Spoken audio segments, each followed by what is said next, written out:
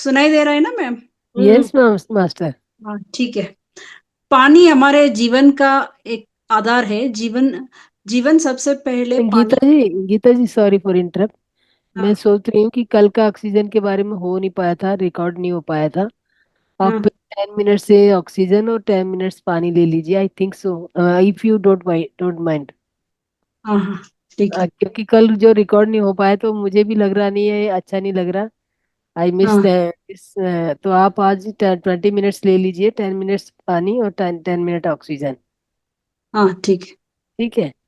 हम्म, तो ऑक्सीजन शरीर के जीवित रहने के लिए हमारे हमारे लिए बहुत जरूर है। एकमात्र तत्व है ऑक्सीजन। शरीर के जीवित रहने के लिए जरूरी एकमात्र तत्व है। कोई व्यक्ति 3 से 7 दिनों तक बिना भोजन और पानी के रह सकता है, लेकिन ऑक्सीजन के बिना कोई नहीं रह सकता। सो इसमें शरीर के लगभग सभी अन्य तत्वों के साथ मिलकर जरूरी तत्व जो जरूरी तत्व बनाने के क्षमता होती है, क्षमता होती है, जो हमारे शरीर के निर्माण और रखरखाव के लिए जरूरी होते हैं। उदाहरण के लिए पानी ऑक्सीजन और हाइड्रोजन से बना होता है। कार्बोहाइड्रेट ऑक्सीजन, हाइड्रोजन और कार्बन से बने होते हैं। और प्रोटीन ऑक्सीजन, हाइड्रोजन, कार्बन और नाइट्रोजन से बने होते हैं। हमारे फेफड़े जन्म के समय से ही हमें हाँ, समय जन्म के समय से ही काम करना शुरू कर देते हैं। वे जीवन भर काम करना बंद नहीं करता। फेफड़े शुद्ध ताजा ऑक्सीजन लेने और कार्बन डाइऑक्साइड छोड़ने के लिए बने होते हैं। हम जितनी गहरी सांस लेते हैं उतनी ही ज्यादा ऑक्सीजन हमारे शरीर के अलग अलग हिस्सों तक पहुंचती है।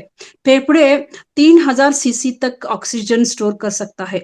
हमारे जीवन शैली ऐसी है कि हम फेफड़ों की पूरी क्षमता का सिर्फ 1/5 ऑफ, मतलब हिंदी में बोलना नहीं था, 1/5 ऑफ हिस्से को ही हम इस्तेमाल कर पाते हैं। हमारे बहुत नाइस। शरीर हाँ, हमारे शरीर गलत श्वास पैटर्न के अनुकूल हो जाता है, तो जिसके परिणाम स्वरूप शरीर में ऑक्सीजन की कमी हो जाती है। सही ढंग से सांस लेना बेहतर फिटनेस, सांस मांसपेशियों की ताकत और सहन शक्ति और एथलेटिक धीरज की एक कुंजी है। तो गहरी सांस लेना स्वस्थ जीवन जीने का एक सरल और प्रभावी तरीका है। तनाव हमारी सांस को उतला बनाता है और पुराना तनाव उतली सांस लेने की आदत बनाता है। तो गहरी सांस लेने से यह सुनिश्चित होता है कि शरीर की हर कोशिका तरोताजा और आरामदेह है। और गहरी सांस छोड़ने से यह सुनिश्चित होगा कि शरीर फेफड़ों से सभी विषाक्त पदार्थ और बासी हवा हवा से छुटकारा पा ले।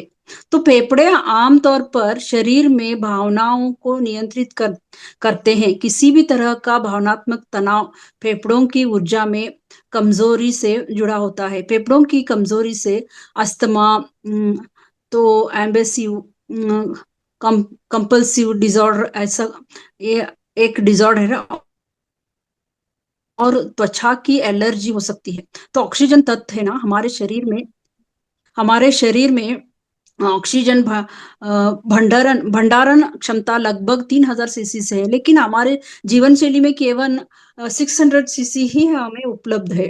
तो पूरी तरह से कम इस्तेमाल किया जाता है। ऑक्सी ऑक्सीकरण के लिए ऑक्सीजन की आवश्यकता होती है, और यह शरीर के संरक्षण, सैनिटाइजर, दुर्गंध और कीटाणुनाशक के रूप में कार्य करता है। हमारे शरीर में सबसे महत्वपूर्ण एंटी एजिंग पदार्थ ऑक्सीजन है, तो इसी से हम जल्दी बूढ़े हो जाते हैं। औसतन सामान्य गतिविधि के लिए हमारे शरीर में ऑक्सीजन की सांद्रता 60 to 70%, 60 से 70 होनी चाहिए। यदि सांद्रता 60 से, अगर हम 60 के नीचे हमारे ऑक्सीजन नहीं रहना चाहिए, 60 to 70 तक होना चाहिए। 60 से नीचे चली जाती है तो बीमारियां हमारे शरीर पर कब्जा करना शुरू कर देती है। तो एक्यूप्रेशर चिकित्सकों का मानना है कि त्वचा आपका तीसरा फेफड़ा है। तो आपके फेफड़ों की तरह आपकी त्वचा भी सांस लेने की प्रक्रिया में, तो पहला जो अंग है ना, ऑक्सीजन का, वही स्किन से ही होता है हमारा। तो आपकी त्वचा भी सांस लेने की प्रक्रिया में शामिल होती है। गर्मियों के दौरान त्वचा के छिद्र खुल जाते हैं और आपको आपको ठंडा रखने के लिए अंदर की गर्मी को बाहर निकालते हैं वो। और सर्दियों के दौरान वे आपके शरीर में गर्मी का बनाए रखने के लिए बंद हो जाते हैं। तो इस ऐसा होता है वो। फेफड़ों की ऊर्जा में कमी से त्वचा की एलर्जी, शुष्क त्वचा, नम त्वचा और एक्जिमा भी हो सकता है। तो ज्यादा ड्राई होने से एक्जिमा भी हो सकता है। तो फेफड़ों से संबंधित बीमारियों का नियंत्रित करने के प्राकृतिक तरीका में से एक गहरी सांस लेने का अभ्यास करना है। गहरी सांस लेने से हमारे चयापचय की जो दर बढ़ेगी और आपके दिमाग को साफ और अधिक केंद्रित रखने में मदद मिलेगी। तो इसके लिए हम ऑक्सीजन के लिए हमें क्या करना चाहिए? ज्यादा ज्यादा हमें प्राणायाम करना चाहिए। डीप ब्रीदिंग एक्सरसाइज, जो 5 से 6 प्राणायाम है ना, भ्रमरी प्राणायाम और अनुलोम विलोम, कपालभाति, ये सब प्राणायाम जो रोज हमें 20 मिनट्स तो एटलीस्ट, सुबह 20 मिनट्स या शाम को 20 मिनट्स ऐसा करना ही चाहिए। ऑक्सीजन हमारे लिए बहुत ही जरूरी है। ये रहा ऑक्सीजन के बारे में। तो हम अभी शुरू करते हैं पानी के बारे में, ठीक है? Yes master. हाँ, तो किसी को, हाँ, बाद में पूछेंगे पानी के होने के बाद। अगर किसी को कोई सवाल है तो हम बाद, ऑक्सीजन यस मास्टर, बाद के में। बारे में भी,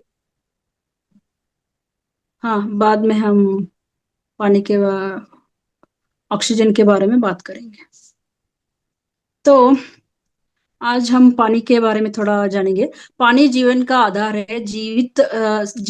जीवन सबसे पहले पानी में विकसित हुआ है और उसके बाद हर जीव पानी पर निर्भर करता है। यह जीवन और आपके स्वास्थ्य के लिए पानी पृथ्वी पर पहला तत्व था जिस पर जीवन विकसित हुआ। हर जीवित जीव अपनी स्थिरता के लिए पानी पर निर्भर करता है। शिशुओं के रूप में हमारे शरीर में 80% पानी होता है। जैसे जैसे हम बड़े होते हो जाते हैं, लगभग 45 टू 65% तक कम होता जाता है। नवजात शिशु में 77 टू 80% पानी होता है। बच्चों में लगभग 55 से 60% पानी होता है। वयस्कों में लगभग 45 टू 65 पानी होता है। हमारे शरीर की हर कोशिका जीवित रहने की आवश्यकता होती है। तो पानी पाचन के लिए पसीने, मूत्र और मल के रूप में हमारे शरीर से विषाक्त पदार्थों को निकालने आवश्यक। पानी हमारे जोड़ों को आराम देता है और हमारे शरीर की कोशिकाओं तक विभिन्न विभिन्न पोषक तत्वों और ऑक्सीजन का एक वाहक है। हमारा शरीर का तापमान पानी से नियंत्रित होता है और लसिका ग्रंथि में इसकी मौजूदगी शरीर को कई बीमारियों से लड़ने में मदद करती है। सबसे ज्यादा प्रभावित अंग है वो है किडनी। किडनी शरीर का वह अंग है जिसमें सबसे ज्यादा पानी होता है। ऐसा इसलिए है क्योंकि किडनी को प्रभावी ढंग से काम करने के लिए 82% पानी की जरूरत होती है। किडनी की ऊर्जा शरीर के जोड़ों से जुड़ी होती है। शरीर में पानी की कमी से क्या होता है, जोड़ों में दर्द हो सकता है, खासकर घुटनों के जोड़ों में। हमारे जो घुटनों के जोड़ों में दर्द होता है तो किडनी नर्स से भी जुड़ी होती है। कैसे कि जो लोग कम पानी पीते हैं वे ज्यादा डरे हुए पा जाते हैं और उसमें चिंता का स्तर ज्यादा होता है। जो लोग ज्यादा पानी नहीं पीते ना, उसमें वो लोग थोड़ा चिंता में होते हैं और डरे हुए होते हैं। तो हर दिन पर्याप्त मात्रा में पानी पीना जरूरी है। औसतन एक व्यक्ति को हर रोज लगभग 8 से 10 गिलास पानी पीना चाहिए। शुद्ध पानी पीने के लिए सबसे अच्छा पानी है। हालांकि हमें ताजे फल सलाद ये सभी कुछ पानी में, इसमें पानी होता है, मिलता है हमारे लिए। लेकिन हालांकि चाय, कॉफी और सॉफ्ट ड्रिंक्स पानी से बनाए जाते हैं ना, तो लेकिन इसमें क्या होता है, कैफीन होता है जो पानी को हमारे शरीर के विभिन्न अंगों तक पहुंचने में ये रोक देता है। तो ये कॉफी, कैफीन ये अच्छा नहीं है, तो इसलिए उन्हें पानी का विकल्प नहीं माना जाता है। एकमात्र हिस्सा, जब हमें जब हमें प्यास लगती है तो क्या हमें क्या जूस पीने को मन नहीं करता? बस जब भी हमें प्यास लगती है पहले हमें पानी पीने को ही मन करता है। क्योंकि जब हमें प्यास लगती है तो उसका मतलब यह है कि शरीर अपने खोई हुई जो पानी की मात्रा को फिर से भरना चाहता है। तो पानी की मात्रा की गणना करने का सबसे अच्छा तरीका एक सरल सूत्र माध्यम है। मतलब कितने, अगर आपके शरीर के वजन के हिसाब से, आपके शरीर के वजन के प्रति किलोग्राम, अगर मानिए मेरा वजन 60 kg है, तो 1 किलो के लिए हमें 30 मिलीलीटर पानी पीना चाहिए। तो पानी का सेवन हमें करना करना चाहिए। तो अपने शरीर का वजन मान ले कि यह 60 किलोग्राम है। तो आप, मैं एक 60 किलोग्राम हूँ और मेरे लिए 1 किलो के लिए 30 मिलीलीटर मुझे पानी चाहिए। तो 60 × 30 कितना हुआ? 1800 हुआ।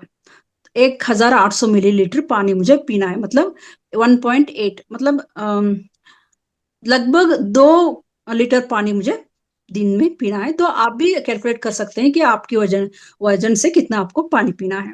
अगर आपका 50 हो तक सकता है, 70 हो सकता है, तो उसके हिसाब से आपको कितना पानी पीना चाहिए आप कैलकुलेट कर सकते हैं। गर्मियों के दौरान आप पानी की खपत को 20% तक बढ़ा सकते हैं। वहां पे क्या करना चाहिए, हमें थोड़ा ज्यादा पीना चाहिए। क्योंकि यह वह समय होता है जब आपका शरीर अधिक पसीना बहाता है और पसीना छोड़ता है। पानी का सेवन बढ़ाने से पसीने के दौरान खोई हुई जो पानी का भरपाई है, वो भरपाई हो सकता है। तो पानी जब हमारे शरीर में कम होता है, शरीर में पानी की कमी से हमें क्या होता है, निम्न रक्तचाप, रक्त के थक्के, जो कि कब्ज, जोड़ों में दर्द, किडनी से जुड़ी समस्या है। सारा तो समझे कि हमारे अंदर जो भी प्रॉब्लम होता है वो पानी की कमी से होता है। क्योंकि हमारा शरीर तो 70% पानी का ही होता है ना, इसलिए पानी की कमी हमें बहुत ही ध्यान रखना चाहिए, भूलना नहीं चाहिए। आजकल तो अलार्म मिलते हैं पानी, हमें जो रिमाइंडर देता है। आप डाउनलोड भी कर सकते हैं प्ले स्टोर से, पानी का अलार्म होता है। तो आप उसको डाउनलोड किया तो क्या आपको वो रिमाइंडर देता है, अलार्म देता है आपको। जब भी वो अलार्म देता है आपको, वो आप जाके एक गिलास पानी पीना चाहिए। किसी को हम भूल भी जाते हैं ना, प्यास लगने से ही पानी पीते हैं ना। तो घर में क्या हम दौड़ते नहीं, कुछ नहीं करते, तो हमें कभी कभी प्यास भी नहीं लगती। लेकिन पानी तो चाहिए होता है, इसलिए क्या करें, आप अलार्म रख सकते हैं पानी का पीने के लिए। क्यों नहीं, तो आप 2 लीटर का, अगर आपको इससे ज्यादा भी आप पी सकते हैं, लेकिन कम नहीं होना चाहिए। मैंने बताया कि 60 किलो मेरा वेट है, तो मुझे 2 लीटर पीना है। तो मुझे 2 लीटर से ज्यादा मैं पी सकती हूँ, लेकिन कम नहीं पीना चाहिए। कम मैंने पिया तो मुझे शरीर में जो बीमारी आ सकता है, इसलिए हमें ज्यादा लेना चाहिए लेकिन कम नहीं लेना चाहिए।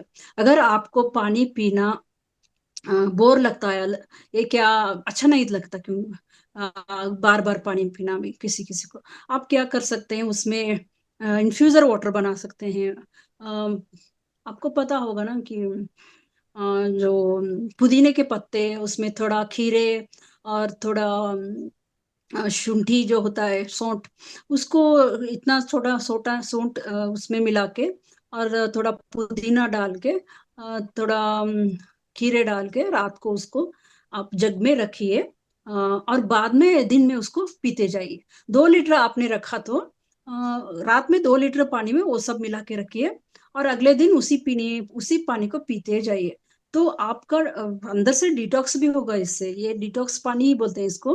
तो आपके शरीर की जो गंदगी कुछ होता है ना, आपका जो इंटेस्टाइन वगैरह ठीक तरह से क्लीन होता है। जब आप जल्दी खाना खाने से सुबह उठने के बाद ये पानी पिया तो आपका शरीर ठीक तरह से क्लीन होता है। तो ये रहा पानी के बारे में। आज और बताना चाहती कि आप कभी भी पानी ना एक गड़गड़ ऐसा नहीं पीना चाहिए। एक बार थोड़ा थोड़ा सा पानी को खाना चाहिए बोलते हैं, और खाने को पीना चाहिए। इसका मतलब क्या है? खाने को पीना चाहिए मतलब खाना उतना हम मुंह में जूस उतना उतनी देर तक उसको चबाना चाहिए जूस होने तक। तो पानी को खाने को पीना चाहिए, पीने को खाना चाहिए मतलब पानी को हमें थोड़ा थोड़ा एक एक सिप पीना चाहिए, ग्लास में एक एक थोड़ा थोड़ा, और बैठ के ही पीना चाहिए। खड़े होके पानी पीने से क्या होता है पता है? खड़े होके पानी पीने से प्यास ज्यादा लगता है। खड़े होके एक एक लोग पीते हैं तो क्या होता है, वो घुटनों में चला जाता है हमारे। तो इससे भी घुटनों का दर्द होता है। घुटनों का दर्द बहुत किसी लोग को बहुत बहुत होता है, लेकिन उनको पता नहीं है कि ये किस लिए हो रहा है। एक ही कारण है, खड़े खड़े होके पानी पीने से भी ये होता है। तो ध्यान रखिए कि आप बैठ के पानी पीजिए, और सुबह मलासन में बैठ के आप थोड़ा थोड़ा पानी पीजिए। इसलिए इसी से भी आपका कब्ज वगैरह है तो क्या होता है, आपको वो क्लियर भी होता जाता है। ये एक परमानेंट ये इलाज है, मतलब रोज रोज आपको ये करना पड़ेगा। एक ही दिन कर लिया छोड़ दिया ऐसा नहीं है, आपको हमेशा करते रहना चाहिए। तो ये हो गया पानी के बारे में। और एक मुद्रा के बारे में बताना चाहती हूँ मैं आज। उसका नाम उसका नाम है हैप्पी मुद्रा। अक्सर इसे बना दीजिएगा तो ये क्या होगा कि आपके स्वास्थ्य के लिए बहुत बढ़िया होगा। ये मैंने एंड में आपको इसलिए दिए ताकि आप सारी मिठाइयाँ बना लें। आपका बैकग्राउंड साउंड आ रहा है किसी का, आप उसको म्यूट कीजिए। अनीता जैन, और यहाँ पर हम अनीता, और लेकिन मेरा तो कोई साउंड नहीं है इधर। ए सिर्फ और एक है, उसका नाम पता नहीं। ये है बस ए उसका नाम ही ये रखा है उन्होंने, और किसी का यस मास्टर। नहीं है। हाँ, बहुत जोर से आ रहा था इसलिए। तो ये हो गया पानी के बारे में, ऑक्सीजन के बारे में। और एक मुद्रा के बारे में बताना चाहते हैं, उसका नाम है हैप्पी मुद्रा। हैप्पी मुद्रा क्यों? मतलब जब आप तनाव में होते हैं तो ध्यान करने का आपका मन करता है, लेकिन आपको समय नहीं है कि कहीं जाना है, थोड़ा stress हो गया आपको, तो आप कि मुझे ध्यान करना चाहिए, लेकिन आप उस टाइम पे नहीं होते कि आपको ध्यान करे। तो टाइम कम होता है, आंखों में जलन होता है, तो इसलिए आपको ये हैप्पी मुद्रा करना चाहिए। तो क्या है ये हैप्पी मुद्रा? कैसे करना चाहिए? ये जो थंब है ना, उसको ऐसा इसमें टच नहीं करना चाहिए, यहाँ पे बस ऐसा करना चाहिए, और ये चारों उंगलियां उस पे रखना चाहिए। इस पे हथेली पे टच नहीं होना चाहिए। वो ऐसा करके ऐसा, ये दोनों हाथों पे करना चाहिए। तो ये थाई पे रख के हमें ऐसा करके रख के बैठना चाहिए। जी सिखाई दिया सब। भागेश। Yes master. हाँ। Okay okay. बागेश्वर जी का कोई सवाल है मैम? बागेश्वर प्रसाद जी बोलिए। राधे राधे। राधे राधे मास्टर। मेरा निवेदन था कि मुद्राओं की एक इमेज, सभी मुद्राओं की एक इमेज दे दी जाए, उनका वीडियो हो तो वो दे दिया जाए। वो अभी तक नहीं मिल पाया। ओके गीता जी। हाँ, सभी आप, मुद्राओं का। हाँ हाँ, एक हाँ, वीडियो मैं वीडियो बना कोशिश के। करूंगी कि कोई पीडीएफ है तो आप देख सकते हैं। हमारे पुराने वीडियो भी आप देख सकते हैं, हिंदी का। अब हिंदी और अदर भाषा भी देख सकते हैं, क्योंकि मुद्रा तो अगर आपको मुद्रा चाहिए तो हमारे पुराने वीडियो सब्सक्राइब हो जाइए यूट्यूब चैनल का। ये हम रोज रोज आपको रिकॉर्डिंग भेजते हैं ना। महावतार टीवी, महावतार टीवी है उसका नाम। उसको आप यूट्यूब का सब्सक्राइब हो जाइए, तो आपको रिमाइंडर भी आ जाएगा। सभी लाइक लोगों और को सब्सक्राइब मास्टर। मैं हमारे रिक्वेस्ट करती हूँ कि महावत आप सब मोहतर टीवी चैनल है ना हमारे यूट्यूब का, उसको सब्सक्राइब कीजिए। ये आप और ही को लाइक आपको फायदा होगा, क्योंकि आपको लाइक एंड सब्सक्राइब कोई बहुत। मिस किया तो आप। हम्म, रमेश कुमार जी हाथ ऊपर करें। रमेश जी यस मैम, बोलिए। नमस्कार। जी बोलिए, आप नमस्कार म्यूट ही है। मैडम, ये नमस्ते। कि शुगर को कंट्रोल करने के लिए कोई मुद्रा है आपके पास? How to control the sugar, आप शुगर इन मुद्रा है। शुगर को कंट्रोल वायु करने के लिए वायु मुद्रा रमेश कर जी। सकते हैं आप जी। प्राण मुद्रा। वायु मुद्रा, प्राण मुद्रा। प्राण मुद्रा कीजिए आप। प्राण मुद्रा Can you मतलब show ये me तीनों, again? अच्छा, इन तीनों को तीनों को ऐसा, लास्ट का 2 फिंगर ऐसा, फर्स्ट फिंगर को नीचे लो, कौन सी वाला? लास्ट 2 फिंगर को स्ट्रेट करना, और ये थंब और ये तीनों ऐसे जोड़ना और ऐसा करना। ठीक है मैम, थैंक यू मच, हाँ थैंक यू, ठीक है, थैंक यू। हाँ ठीक है, नमस्ते।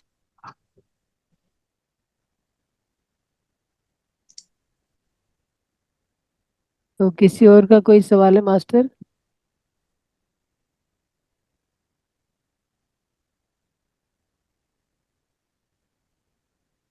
मनस्वी, अपने आप को अनम्यूट कीजिए और आइए, सामने आइए, वीडियो ऑन कीजिए। मनस्वी,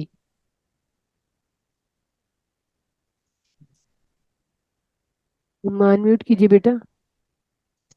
जी मैम, आप मनस्वी मैम, अनम्यूट कर लीजिए अपने आप को।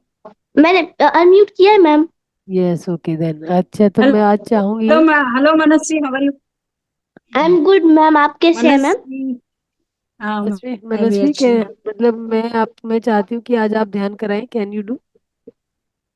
मैम मेरे को उतना अच्छा नहीं आता है, मैं ओनली ट्राई आपको कर जितना सकती हूँ। आप ट्राई कीजिए, मैं बीच में इंटरप्ट करूंगी। ट्राई कीजिए मैं आप, एक दिन ट्राई बिना करेंगे साउंड के मैं तो ही ध्यान आएगा। कराती हूँ। तो अगर जहाँ पे भी आप चुप करेंगी, मैं आपको बीच में ज्वाइन करूंगी। ओके? मैम चक्रा वाला कराना है क्या? एज यू लाइक, जो आपको कराना वो की कराइए। ऐसा नहीं कि आप अप टू चक्र वाला, यू, बस आप ध्यान कैसे आप करते जो भी हैं कराना रोज। चाहे करा लीजिए। अगर आप म्यूजिक शेयर करने के लिए बोलेंगे मैं कर दूंगी, अदरवाइज आप गाइडेड मेडिटेशन कराना चाहें तो वो बेटर होगा, आई थिंक सो। क्योंकि साउंड में आप अपना वो भूल जाएंगे, तो बिना साउंड के आप वो ध्यान कराइए। ठीक है, ओके ना? मैं आपको को यस होस्ट कर मैम। देती हूँ। तो मास्टर सभी अपनी ध्यान मुद्रा में बैठ जाएं, अपने हाथों को क्रॉस कर लें, उंगलियों में उंगली फंसा लें, ये पैरों को क्रॉस करके हाथों की उंगलियों में उंगली फंसा लें और मैम सुखासन सुन में पा रहे हैं आराम। मेरे को? जी बेटा। मैम आप सुन पा रहे हैं ना मेरे को क्लियरली? हाँ हाँ, बिल्कुल बिल्कुल क्लियरली सुन पा रही। Thank you so much ma'am. Okay.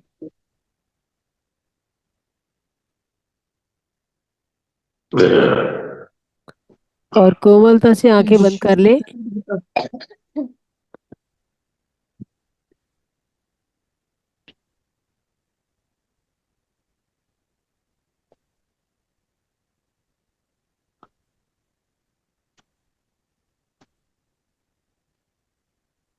मैंने आपको को होस्ट बना दिया मनस्वी। जी जी मैम। हाँ ठीक है, तो आप आगे, मैं आवाहन कर अच्छा देती हूँ लग रहा है तो। आपको ध्यान हाँ, कराते, कीजिए आप। तो मास्टर सभी से मेरा अनुरोध है, अपने ध्यान अवस्था में बैठ जाएं, आंखों को कोमलता से बंद कर लें और सबसे पहले ब्रह्म ऋषि पत्री जी को नमन करते हैं, महाअवतार बाबा जी को नमन करते हैं। मनस्वी बोलेगी, ट्राई करें। Okay Manasvi, you can do that. Okay ma'am. या कृपया सभी आप अपनी दोनों हाथों को ऐसे जोड़िए, अपने गोदी में रखिए और अपनी आंखों को कोमलता से बंद कर लीजिए। रीढ़ की हड्डी सीधी, और हम ध्यान की अवस्था में बैठ जाएंगे बिल्कुल कंफर्टेबल होकर। उसके बाद हम सभी समस्त ध्यानियों को आह्वान करेंगे, जिससे कि वो हमारे ध्यान करने में सहायता कर पाए। सबसे पहले हम महाअवतार बाबा जी का ध्यान करेंगे, उनको आह्वान करेंगे। Mahavatar Baba ji please come here and be with us. Brahmarshi Patri ji please come here and be with us.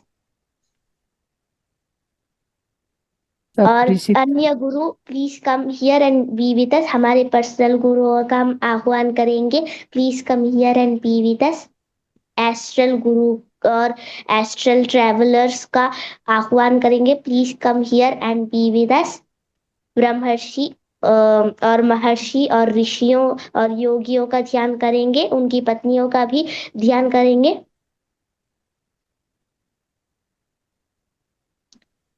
और ऐसे ही हम धीरे धीरे अपनी ध्यान यात्रा में आगे बढ़ते जाएंगे। सबसे पहले हम अपने सहस्रार चक्र पर ध्यान लगाएंगे। ये चक्र पर्पल कलर का होता है और यहाँ हम पिरामिड स्थापित करेंगे, डायमंड पिरामिड हम स्थापित करेंगे यहाँ।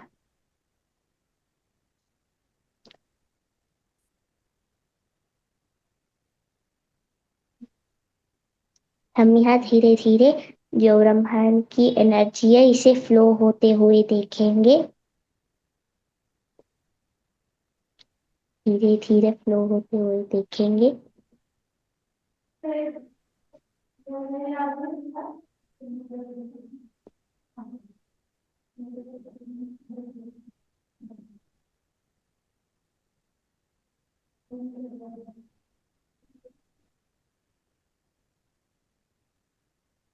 मास्टर सभी अपने आप को म्यूट कर ले, मनस्वी को छोड़ के। साउंड आ रहा है तो वो डिस्टर्ब हो सकती है। प्लीज सबसे मेरी रिक्वेस्ट है कि अपने आप को म्यूट कर ले। धीरे धीरे हमारे बॉडी के अंदर, हमारे सिर पर जो ब्रह्मांड की एनर्जी है वो आ रही है। धीरे धीरे फील कर सकते हैं ब्रह्मांड की एनर्जी को फ्लो होते हुए।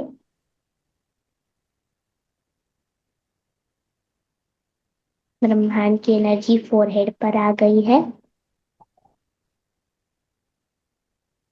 ब्रह्मांड की एनर्जी मिडल, सिर के मिडल में आ गई है।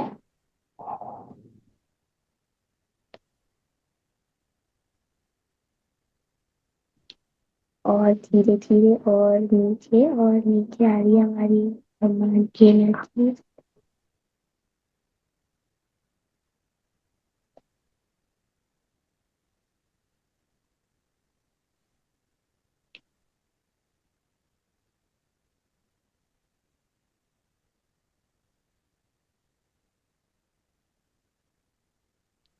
हमारी एनर्जी अंदर अंदर जा रही है।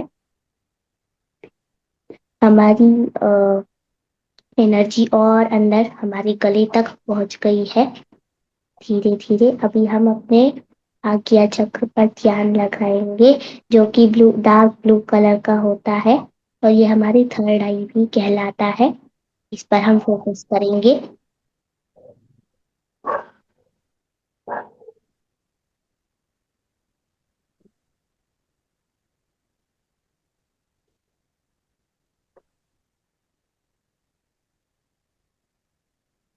धीरे धीरे अपने आज्ञा चक्र पर फोकस बनाए रखें। सांसों के साथ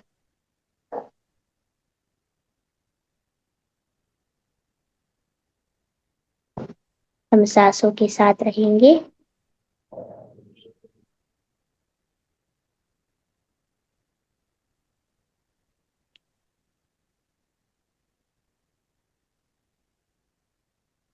धीरे धीरे हम जो एनर्जी है वो हमारे गले तक पहुंच गई है। याद कि हमारा विशुद्धि चक्र पर हम अपना ध्यान लगाएंगे। ये होता है लाइट ब्लू कलर का और ये हमारी वाणी का चक्र होता है। इस पर ध्यान लगाएंगे, इस पे सारी हमारी जो वाणी है उससे ये भी शुद्ध हो जाएगी।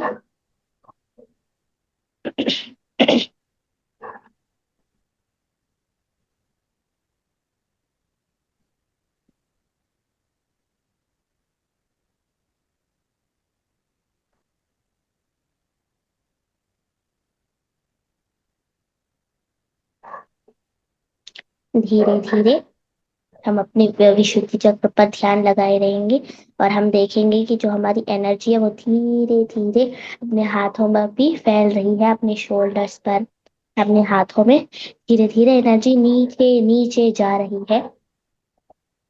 ब्रह्मांड की एनर्जी को विजुअलाइज करने की कोशिश करें और फील करें कि वो अपनी बॉडी में आ रही है।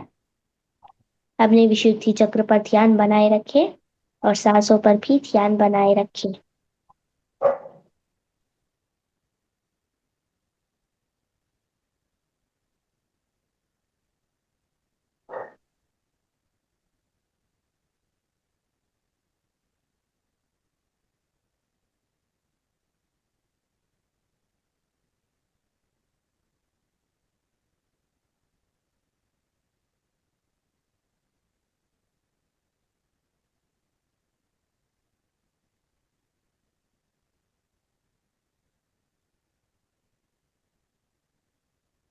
हमारी एनर्जी नीचे जा रही है, हमारे हाथों की उंगलियों तक पहुंच गई है। अपनी सांसों का साथ कृपया ना छोड़े, क्योंकि हमारी सांसों का साथ बहुत ही आवश्यक है।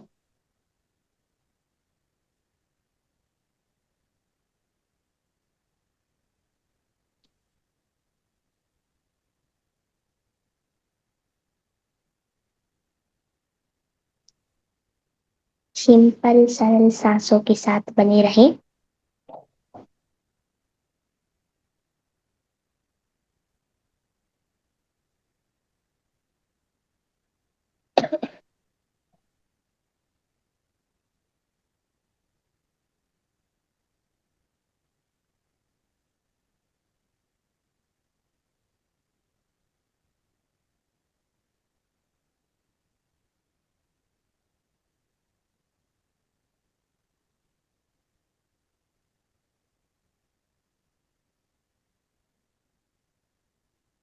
अपने विशुद्धि चक्र पर ध्यान बनाए रखें।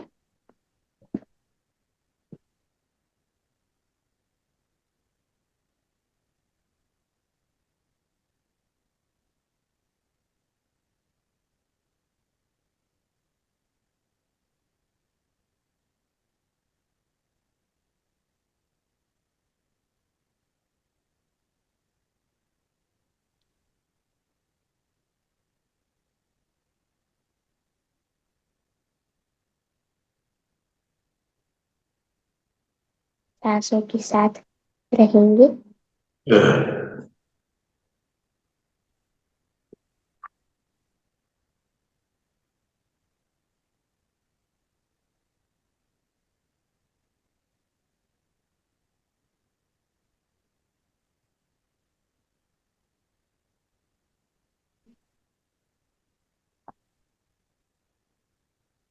अभी हम आगे अपने अनाहत चक्र पर ध्यान लगाएंगे। अपने अनाहत चक्र, ये चक्र होता है हमारा हार्ट चक्र, और ये होता है ग्रीन कलर का। इस पर हम ध्यान लगाएंगे और इस पर हम गोल्डन पिरामिड स्थापित करेंगे। पिरामिड से हमारी जो एनर्जी है वो और भी अच्छी से मजबूती से जाती है, और हम फील कर सकते हैं कि जो हमारी ब्रह्मांड की एनर्जी है धीरे धीरे वो हमारे सिर से, गले से, हाथों में फैल गई है, फिर धीरे धीरे हमारे हार्ट एरिया के पास आ रही है।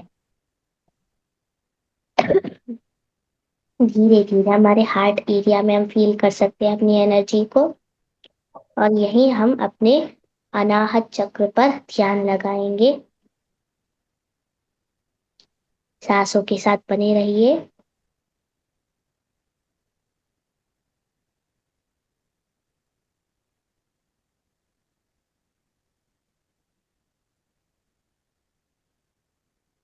पिरामिड के थ्रू एनर्जी का पास ऑन हो रहा है धीरे धीरे। एनर्जी को फील कीजिए, हो सके तो एनर्जी को विजुअलाइज कीजिए।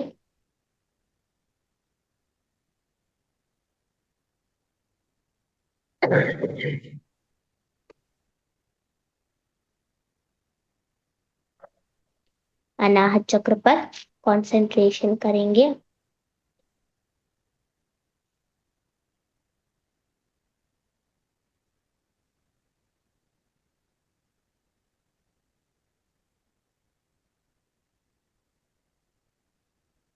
सांसों के साथ सभी रहिए। मन में विचार आए कोई प्रॉब्लम नहीं है, अपने सांसों पर ध्यान फिर से शुरू कीजिए, विचार अपने आप चला जाएगा।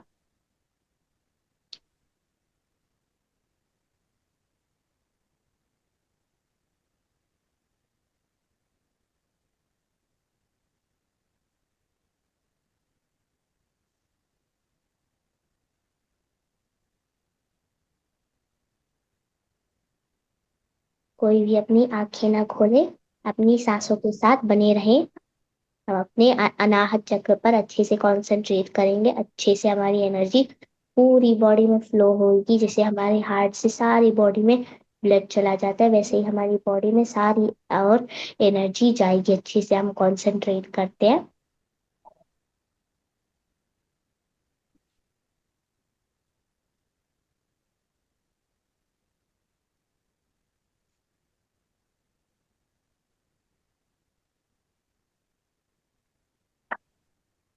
अनाहत चक्र पर फोकस कीजिए।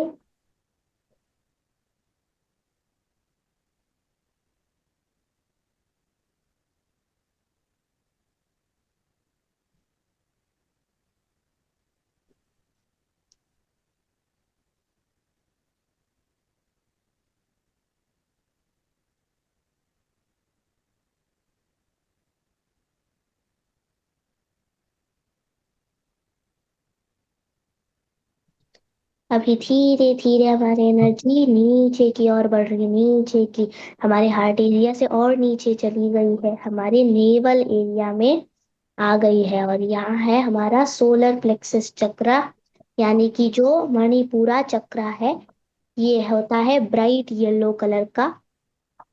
इस पर हम अपना ध्यान लगाएंगे और फील करेंगे जो हमारी एनर्जी है वो सहस्रार, फिर आज्ञा, फिर विशुद्धि, फिर अनाहत, और अभी फाइनली हमारे मणिपुरा चक्र पर आ चुकी है ये सारी एनर्जी। अच्छे से फील करेंगे।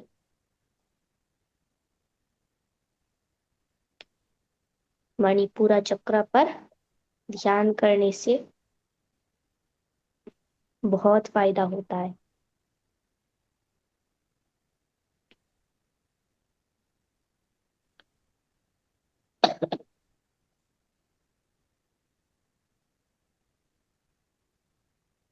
अपने मणिपुरा चक्र पर कॉन्शियसनेस फोकस करेंगे। बिल्कुल जैसा चक्र है, चक्र को विजुअलाइज कर कर फील करेंगे चक्र को।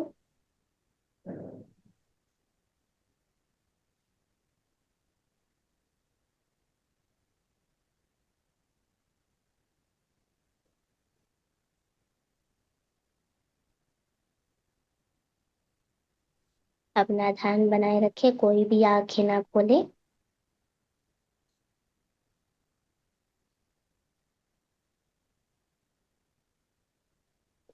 सांसों के साथ बिल्कुल फ्लो में हम रहेंगे। धीरे धीरे सांसों के साथ, बिल्कुल सरल सांस। ब्रीद इन, ब्रीद आउट, धीरे धीरे सांसों के साथ रहेंगे और अपने चक्रास पर ध्यान रखेंगे। आंखें नहीं खोलेंगे।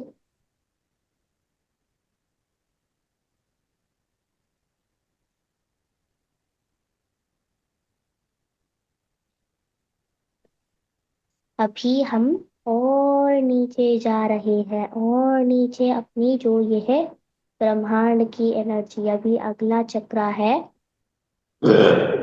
स्वाधिष्ठान चक्र, जो कि है ऑरेंज कलर में है ये चक्र, स्वाधिष्ठान चक्र। पर ये और नेवल से और नीचे को है। तो हमारी जो एनर्जी है, फील कीजिए कि हमारे सिर से होकर, नेक से होकर और नीचे, हमारे नेवल से नीचे पहुंच चुकी है। और यहाँ हमारी एनर्जी हो रही है अच्छे से। अपने स्वादिष्टान चक्र को विजुअलाइज कीजिए, और एक कलर का ही है चक्र।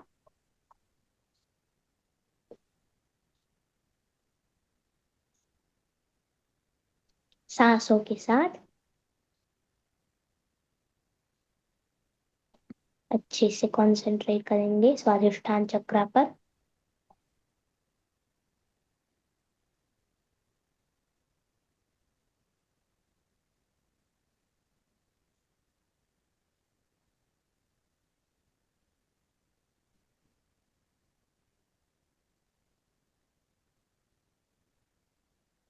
कोई भी आंखें ना खोले, सांसों के साथ बने रहें।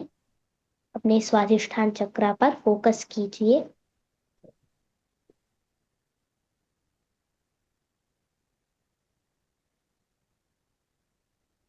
यात्रा के जैसे हम एक चक्र के बाद एक चक्र पर फोकस कर रहे हैं।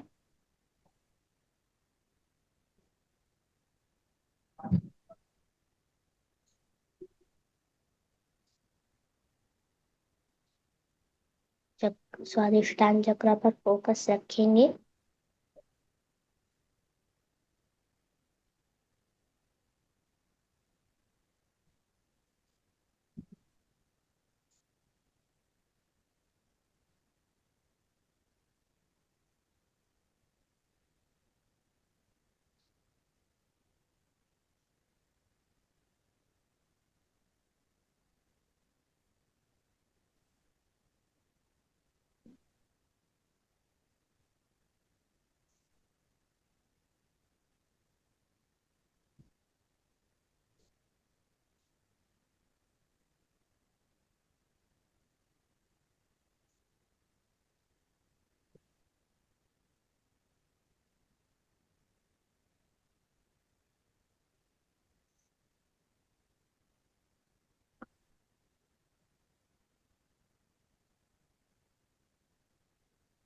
स्वादिष्ठान चक्र पर अपना फोकस बनाए रखें। मन में विचार आता है तो अपनी सांसों पर और स्वादिष्ठान चक्र पर फोकस कीजिए। चक्रास पर फोकस करने से हमारे अलग अलग बॉडी पार्ट्स के जो अलग अलग कनेक्शंस ये चक्रास है ये बहुत इम्प्रूव होते हैं और इससे हमारा ध्यान और भी अच्छा होता है।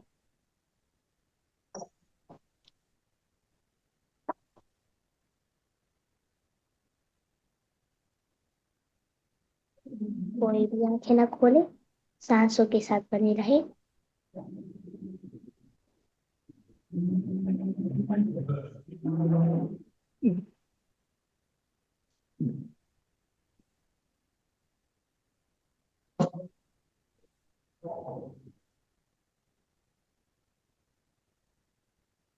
अभी हम अपनी जो एनर्जी है यूनिवर्स की और भी नीचे लेकर जाएंगे, नीचे लेकर जाएंगे, नीचे लेकर जाएंगे। जो हमारी टेल बोन है, यहाँ स्थित है हमारा चक्र जिसका नाम है मूलाधार चक्र और ये चक्र होता है रेड कलर का। इस चक्र पर फोकस करेंगे। हमारी एनर्जी पूरी ऊपर से अभी टेल बोन तक पहुंच गई है और इस एरिया से हम यह जो एनर्जी है धीरे धीरे हम और नीचे ले जाएंगे। कहाँ? हमारे पैरों में। कैसे? सबसे पहले हम अपनी एनर्जी को थाइज में फील करेंगे। धीरे धीरे एनर्जी हमारे थाइस में जा रही है।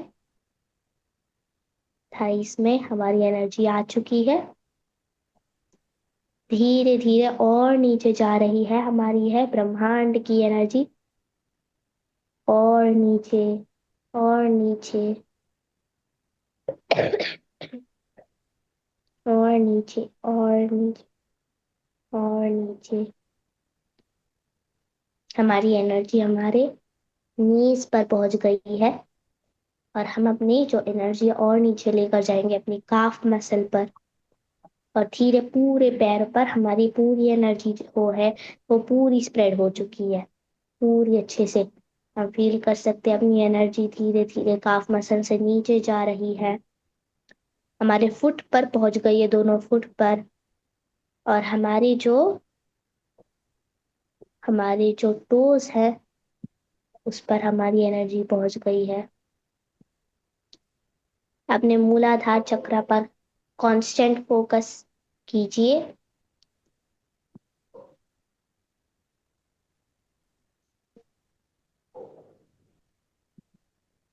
कांस्टेंट फोकस कीजिए मूलाधार चक्र पर। कोई भी आगे ना खोले, हम अपनी सांसों के साथ रहेंगे।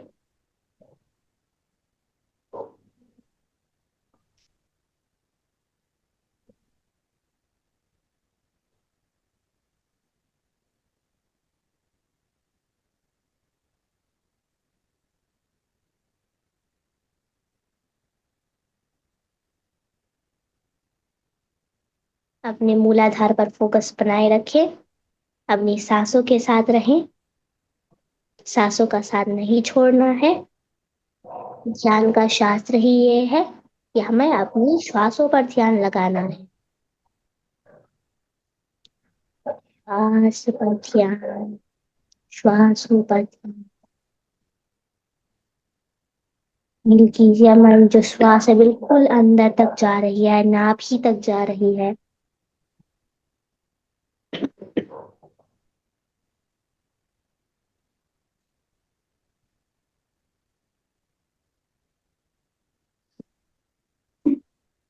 धीरे धीरे अपनी सांसों को अंदर बाहर, अंदर बाहर आराम से सांसें लीजिए। कोई जल्दी नहीं, कोई प्राणायाम नहीं, बिल्कुल सरल वाली सांस ले नहीं है हमें। सरल सांस। अपने मूलाधार पर कंसंट्रेट कीजिए।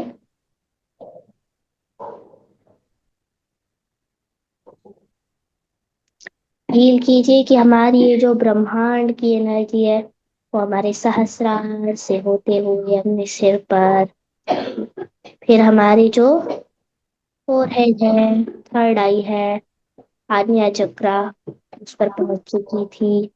फिर धीरे धीरे विशुद्धि चक्र तक पहुंची, आज्ञा चक्र तक पहुंची, मणिपुरा चक्र तक पहुंची, स्वाधिष्ठान चक्र तक पहुंची, और फिर अभी आकर हमारी मूलाधार पर पहुंची, हमारे पैरों पर पहुंच गई है, हमारे हाथों पर, सब जगह ये एनर्जी फुल्ली स्प्रेड हो चुकी है। और हम जो हमारी वाइट वाइट ब्राइट हमारी जो ओरिजिनल सेल्फ है, हम देख पा रहे हैं उसे, और वो हमारी ओरिजिनल सेल्फ है। वाइट बॉडी बिल्कुल हमारी है ये। हम खुद, हम जानना चाहते हैं हम कौन है। और ये जो आज हमारे पास, हमारे आगे हमारे जो ये दिख रहा है वाइट कलर की हमारी ओन सेल्फ, ये है हमारी। अब हमने अपने सातों चक्रों को देखेंगे इस बॉडी पर कैसे अलाइंड है।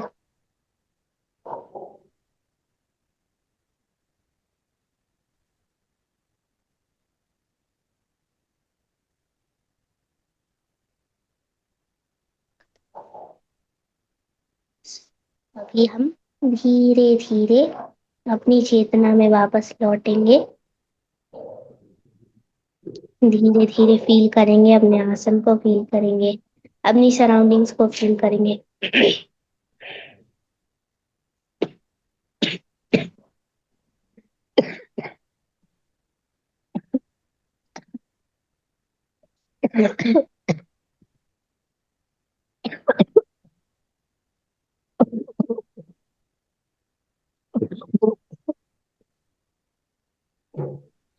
आखिरी 2 मिनट मास्टर, सब अपने आसन को फील करेंगे, धीरे धीरे अपनी चेतना में लौटाएंगे।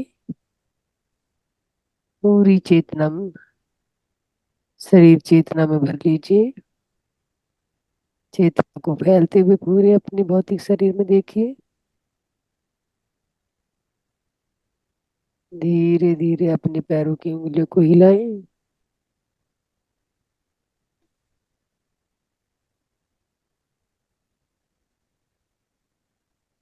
पैरों की उंगली हिलाते हुए अपनी चेतना को अपने दोनों पैरों पे, पिंडलियां, आई और जैसे ऊपर पूरे शरीर में महसूस करते हुए धीरे से अपने हाथों को खोलिए और दोनों हाथों को आपस में रगड़ते हुए अपनी दोनों आंखों पे रख लीजिए। 5 4 3 2 1 0। धीरे धीरे मास्टर दोनों हाथों के मध्य में ही अपनी दोनों सुंदर आंखों को खोलते हुए और अपनी हथेलियों को निहारते हुए एक मधुर मुस्कान के साथ ध्यान से बाहर आ जाएं और कोई जल्दबाजी ना करे। ध्यान से बाहर आने के लिए अपना समय लेते हुए ध्यान से बाहर आए और जो ध्यान से आ चुके हैं वो अपना अनुभव बताना चाहें तो वो अपना अनुभव शेयर कर सकते हैं। तो थैंक यू मनस्वी, बहुत सुंदर ध्यान कराया बेटा आपने, बहुत ही एनर्जी थी। बहुत बहुत धन्यवाद बेटा।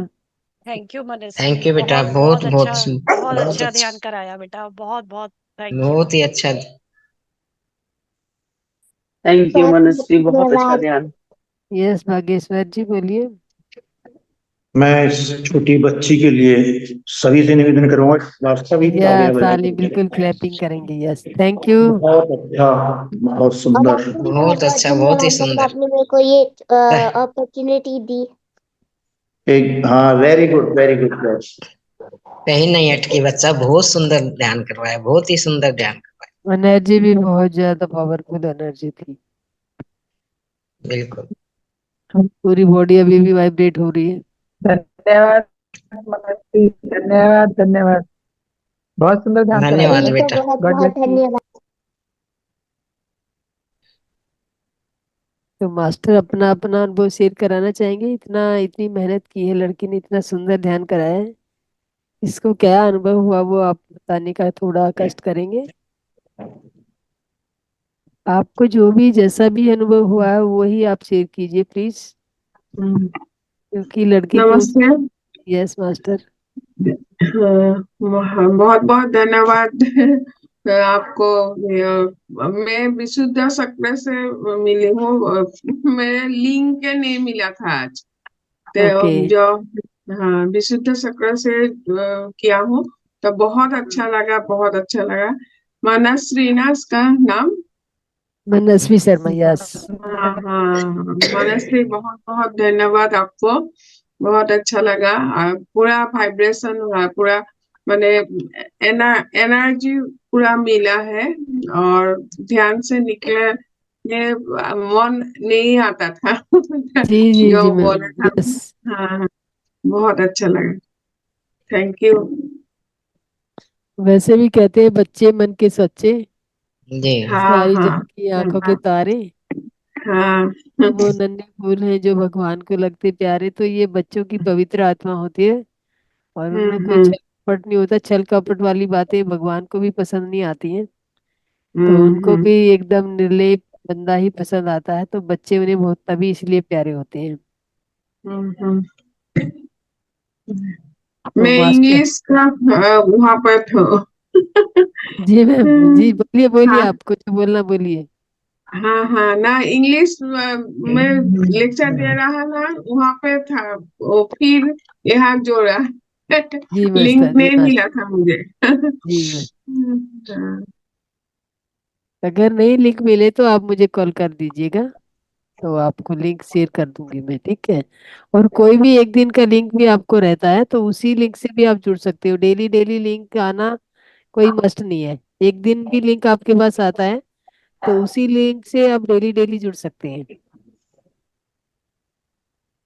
तो मास्टर, अब हमारे बीच में रूपा जी, रूपा वेंकटेश मैम आ चुके हैं, तो आइए हम सब मिलकर रूपा जी का बहुत बहुत वेलकम करते हैं, और ये मंच उनके हवाले करते हुए उनका बहुत बहुत स्वागत करते हैं। तो रूपा जी, आपको ये मंच आपके हवाले है। ओवर टू यू रूपा जी, और इस मंच पे आपका बहुत बहुत स्वागत है। Thank you welcome. यस। तो मेरे हेलो। सारे। Yes ma'am. या मैम बोलिए। यस रूपा मैम, कंटिन्यू कीजिए। जो भी मास्टर, जो भी कोई क्वेश्चन रहेगा वो बाद में हम पूछेंगे मैम से। जी अभी पहले आप मैम का ज्ञान सुन लीजिए। और सब मेरा निवेदन है कि अपने आप को म्यूट कर ले, अनम्यूट कोई भी ना करे, क्योंकि साउंड आता है तो डिस्टरबेंस आती है। तो बड़े ध्यान के साथ रूपा ओके। जी का बहुत अद्भुत जानकारी मैम देंगी, जो मिस नहीं होनी चाहिए। तो दोस्तों, आज हम हमारे प्रिय गुरुजी ब्रह्मर्षि पितामह डॉक्टर सुभाष पत्री जी के पाद पद्मों पर शिरसाष्टांग प्रणाम करते हुए, हमारे परम गुरु आनंद योगी जी को शिरसाष्टांग प्रणाम करते हुए, हमारे श्री गुरु महाअवतार बाबा जी को शिरसाष्टांग प्रणाम करते हुए आज का ये सेशन हम स्टार्ट करेंगे। तो दोस्तों, हमने कल कुछ बातचीत किए थे। किसके बारे में? भौतिक शरीर के बारे में। भौतिक शरीर यानी एक केवल भौतिक शरीर नहीं है, इसमें मन जुड़ा, बुद्धि जुड़ा है, और अहंकार जुड़ा है, और आत्मा भी है। इन सभी को मिलाकर हम भौतिक शरीर मानते हैं। और हमने ये भी जाना, हमारे भौतिक शरीर के अलावा हमारे और 6 शरीर, जिसको लेयर बाय लेयर हमारे ऊपर हम देख सकते हैं। तो ये पहला वाला भौतिक शरीर है। तो दूसरी वाली है हमारी प्राणमय शरीर। तो ये प्राणमय शरीर को हम कैसे एक्सपीरियंस कर सकते हैं, इसको भी हमने कल एक्सप्लेन किया था। हमारे दोनों हाथों को नजदीक लेके आए तो टच, नजदीक लेके आए तो वो एनर्जीज हम फील कर सकते हैं। उसके द्वारा हमें पता चलता है हमारे जो इलेक्ट्रोमैग्नेटिक फील्ड है हमारे अंदर, हम हमेशा इलेक्ट्रिसिटी प्रोड्यूस करते रहते हैं। हमारे शरीर से बहुत ज्यादा एनर्जी स्प्रेड होते रहते हैं, उसको कहते हैं इलेक्ट्रोमैग्नेटिक वेव्स। तो इस इलेक्ट्रोमैग्नेटिक वेव्स के जो शक्ति है उसको हम एक्सपीरियंस कर सकते हैं, बल्कि हम देख नहीं पाते, क्योंकि ये बहुत ही सूक्ष्म है और इसको देख सकते हैं ज्यादा साधना करने के द्वारा। हमारे शरीर के जो सराउंडिंग एक लेयर जैसा बना हुआ है उसको हम देख भी सकते हैं, लेकिन ज्यादा साधना करने के द्वारा हमारे अंदर एक जागृति हो सकती है। तो ये सेकेंड लेयर क्या है? प्राणमय शरीर। जैसे इस भौतिक शरीर को और एक नाम है अन्नमय शरीर। अन्नमय शरीर यानी हमारे इस भौतिक शरीर को हमेशा कुछ खाने की जरूरत पड़ती है। ये तंदुरुस्त हो, ये शक्तिशाली हो, तो इसके लिए हमें भौतिक रूप से आहार लेना पड़ता है। आहार से ही ये बैलेंस रहे। तो ये अन्नमय शरीर। तो ये प्राणमय शरीर क्या होती? नाम में ही है प्राणमय शरीर, यानी इसमें प्राण है। तो ये प्राण कैसी है? प्राण माने इस शरीर को चलाने वाली शक्ति, और ये शक्ति हमें प्राण मिलती है सांसों के द्वारा। क्योंकि जब हम सांसें लेते हैं, सिर्फ सांसों में हवा ही नहीं लेते हैं, इस हवा के साथ साथ हम सांस लेते वक्त प्राण वायु यानी कि कॉस्मिक एनर्जी को भी हम अंदर ले रहे हैं।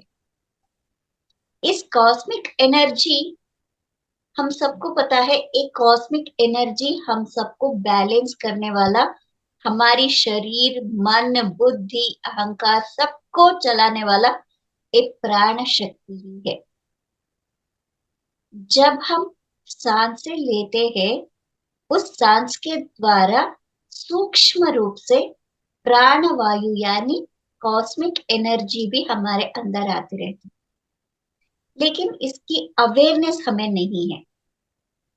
क्यों नहीं है? हम नहीं जानते हैं। एक प्राण वायु सुना तो है, लेकिन एक कैसी रहती है हम एक्सपीरियंस नहीं कर पाए थे, इसीलिए हमें ये पता नहीं है। तो ये प्राण वायु जो है, जब सांस के साथ हम लेते हैं प्राण वायु, वो थोड़ी थोड़ी ही मात्रा में हम ले सकते हैं।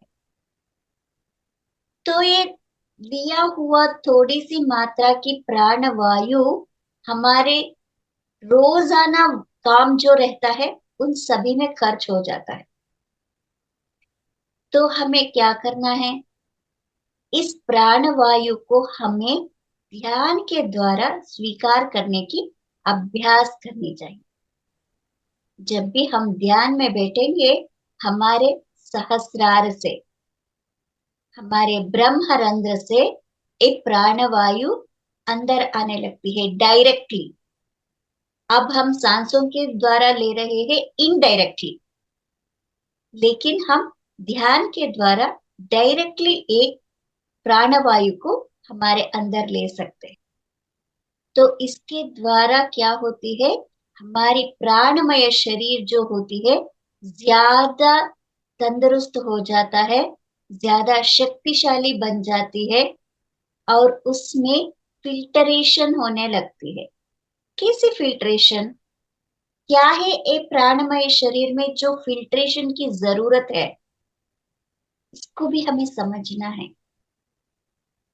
जैसे कि हमने कल बात किया, इस धरती पर रहना है तो हर एक आत्म को शरीर लेना ही पड़ता है।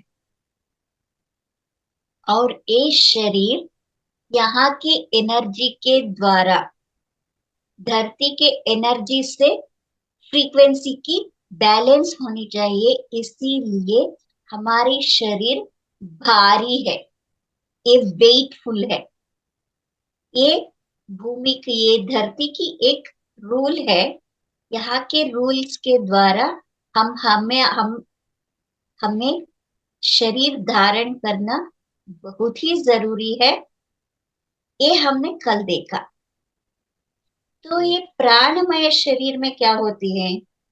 ये प्राणमय शरीर में हमारी जो कर्म है, जैसे कि इस धरती पे आकर जब हम पात्र करने लगते हैं, यहाँ की और एक रूल है, धरती का और एक रूल है, वो है जब भी यहाँ पर जो कोई भी पात्र करने आएगा उसको कर्म के हिसाब में जुड़ना पड़ेगा।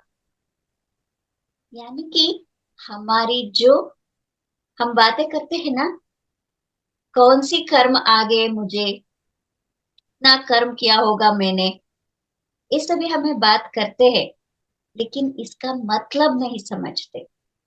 एक कर्म क्या होता है? एक कर्म क्या होता है यानी कि ये बड़ी चीजें नहीं है। जो कोई भी समझे, जो कोई भी बातें करे, वो समझते हैं, मामूली से लोग समझते हैं कर्म यानी बुरी कर्म की ही हिसाब होती है। हमें यहाँ पर जो कुछ भी हम कर रहे हैं वो कर्म ही है। इन कर्म के द्वारा ही हमारे आरोग्य आरोग्य हो या तंदुरुस्ती हो या पैसा हो, सब कुछ इसी पर निर्भर होता है। हमारे रिलेशनशिप हो या हम कुछ साइट वगैरह लेते हैं, ये सभी कर्म के द्वारा ही चलता है, ऐसे मानते हैं। बिल्कुल सही। लेकिन और एक बात हमें समझनी है, कर्म यानी हमारी पुरानी जिंदगियों की यादें। कर्म यानी और कुछ नहीं है। हम जो काम करते हैं, जो हम देखते हैं, बोलते हैं, एक्सपीरियंस करते हैं, इन सब की यादें जो होती है वो सब मिलकर कर्म कहते हैं। हमने बुरे काम किए हो तो वो बुरे कर्म है। अगर हम अच्छे काम किए हो, ये अच्छे कर्म है। इसको बैलेंस कैसे करें? एक कर्म क्या है, हम हमेशा नेक्स्ट लिविंग पर, यानी कि एक बार जन्म लेके हम इस शरीर को छोड़ेंगे और फिर से एक शरीर लेंगे, फिर से जन्म होगा, तब ये यादों को हम साथ ले जाते हैं। पिछले और पिछले और पिछले सारे, जब से हम आत्म के द्वारा इस धरती पर जन्म लेने की प्रारंभ की है, तब से लेकर अब तक की सारी यादों को कहा जाता है कर्म। तो सारी यादें हमारे ही अंदर छुपी हुई है। कैसे छुपी हुई है? अगर ये कर्म के बातें हमारे ही अंदर छुपी हुई है तो इसको क्लियर कैसे करें, ये भी क्वेश्चन उठता है ना। लेकिन हर समय हम जब पैदा होते हैं, शरीर धारण करके इस धरती पर हर एक जन्म के लिए आते हैं, ये जो कर्म के यादें होते हैं, पुरानी यादें जो होती है, हम भूल जाते हैं। इस शरीर के अंदर आते ही हम उन सबको भूल जाते हैं और हमें पता नहीं चलता मैंने क्या क्या कर्म के हिसाब को मेरे साथ लाया हुआ हूं। जब हम भूल जाते हैं और यहाँ पैदा होने के बाद हमारे हर एक परिस्थिति भी इसी के ऊपर डिपेंडेंट रहता है। हमारे पुराने कर्म के आधार पर ही हमारी नई जिंदगी प्रारंभ होती है। इस पुराने यादों को यानी कर्म को हमें इस उसी के आधार पर ही तो इस जन्म में हर एक काम होता रहता है, लेकिन हमारे अंदर ये जानकारी भूल चुकी है हम। तो इससे क्या होगा? तो इससे हम क्या करेंगे? इस जन्म में हम जो भी एक्सपीरियंसेस करते रहेंगे उन सबको हम क्या कहते हैं? ये बहुत दर्दनाक है, भगवान ने मुझे ऐसा समस्या क्यों दे दी, मुझे ऐसा क्यों रख रहा है भगवान, भगवान को आंखें नहीं है क्या? ऐसे सब कुछ ना कुछ बोलते रहते हैं। तो इन सभी बातों से क्या होते हैं? हमारे कर्म क्लियर नहीं होती है, बल्कि वो बढ़ जाती है, क्योंकि हम ब्लेम कर रहे हैं, दूसरों को ब्लेम कर रहे हैं और हमारी परिस्थितियों को दूसरों के ऊपर हम डाल रहे हैं। इसका कारण को हम दूसरों पर डालते हैं ना, तभी तो हमारा कर्म क्लियर नहीं होता, बल्कि वो बढ़ जाती है। हमारे प्राणमय शरीर में जो पार्टिकल्स है, सूक्ष्म रूप के पार्टिकल्स होते हैं प्राणमय शरीर में भी, वो पार्टिकल सभी में ये यादें छुपी होती है, हमारे पिछले जन्म की कर्म की यादें इस प्राणमय शरीर के हर एक पार्टिकल में छुपी होती है। तो यही हमारी आरोग्य पर, हमारे सिचुएशंस पर, हमारी भावनाओं पर काम करती रहती है, क्योंकि हमें पता है हमारी हर एक स्टेप्स भी हमारे सबकॉन्शियस माइंड के द्वारा डायरेक्ट किया हुआ काम में होते हैं। तो इस प्राणमय शरीर में जो पार्टिकल्स में ये रिकॉर्डेड है, पुराने कर्म की रिकॉर्डेड है, उन सबको हमें क्लियर करना है, इन सबको हमें प्यूरिफिकेशन हमें करना है, फिल्टरेशन करना है हमें। तो कैसे करें? ये फिल्ट्रेशन कैसे कर सकते हैं हम?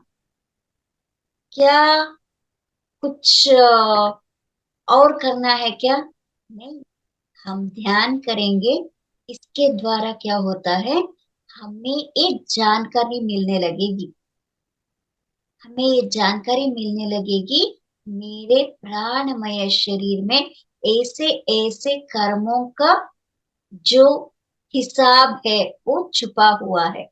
ये नॉलेज तो हमें मिल गया, लेकिन इसको प्यूरिफाई कैसे करें, इसका फिल्ट्रेशन कैसे करें? और यहाँ पर और एक रूल आती है, वो है यहाँ कर्म के हिसाब को क्लियर करने के लिए हमारे पास 3 उपाय है।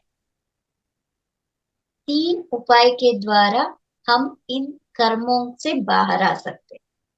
कैसे? यानी पहली है अनारोग्य से। हमें कुछ प्रॉब्लम्स आए, हेल्थ इश्यूज आए, उसके द्वारा हमारी कर्म क्लियर होती रहती है। और दूसरी है किसी और ने मुझ पर गुस्सा उतारे, बहुत सारे गालियां दी, तो इससे क्या होती है, हमारी कर्म क्लियर होती है। और तीसरी मार्ग है ध्यान करने से।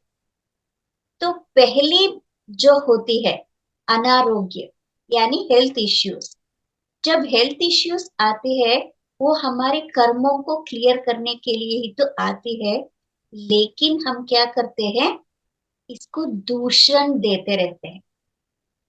कुछ हेल्थ इश्यू आ गया तो हम बोलने लगते हैं मुझे ही आना था क्या ये, मैंने कितने कर्म किए होंगे, मुझे ऐसी बीमारी आ गई है। तो हम क्या कर रहे हैं, ब्लेम कर रहे हैं किसको, हमारे हेल्थ इश्यूज को, हेल्थ इश्यूज को गालियां देते हैं।